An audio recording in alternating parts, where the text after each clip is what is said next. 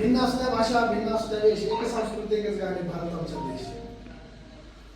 आज 12 जानेवारी आज उपजिल्हा रुग्णालय परंडा येथे माननीय वैद्यकीय अधीक्षक डॉक्टर अमर पठाण सर आणि इतर सर्व मेडिकल ऑफिसर आणि विशेषतः आमचे OS डॉक्टर पवार साहेब आणि सर्व इंचार्ज सिस्टर, मेडिकल ऑफिसर आणि धन्वंतरीचे अंश असलेले सर्व उपजिल्हा रुग्णालय परंडा येथील कर्मचारी, अधिकारी वृंद यांच्या उपस्थितीमध्ये आज आपण स्वामी विवेकानंद जयंती आणि मा जिजाऊ जयंती साजरी करत आहोत.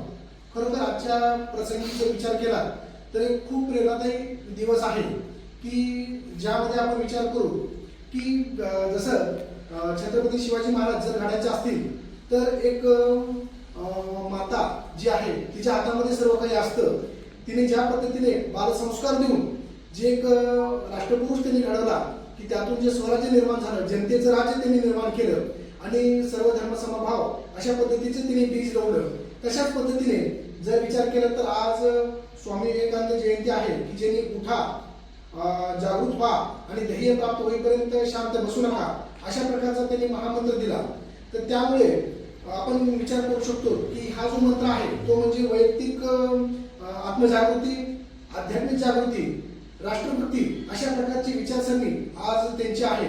ते त्यांच्याकडे त्याग, परोपकार, सेवा या गुणांमुळेच ते आज एवढे महानतेला पोहोचले आहेत. त्यांच्याकडे कुठला पैसा, पद, प्रतिष्ठा किंवा काही गोष्टी नव्हत्या.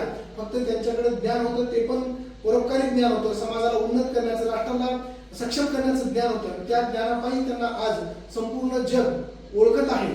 तर तशा पद्धतीने आपण देखील ज्ञानार्जन केलं पाहिजे आणि आपलं ज्ञान हे समाजासाठी आणि राष्ट्र उन्नतीसाठी लाभलं पाहिजे.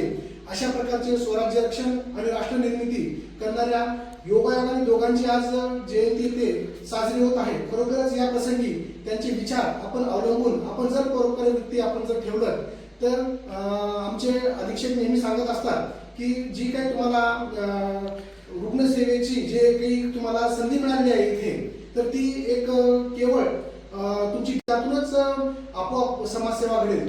तर अशा प्रकारचे त्यांच्या विचारांचं जागर, आचरण हेच आजच्या प्रसंगी आपण करून यांची खरी जयंती साजरी केली असं आपण म्हणू शकतो.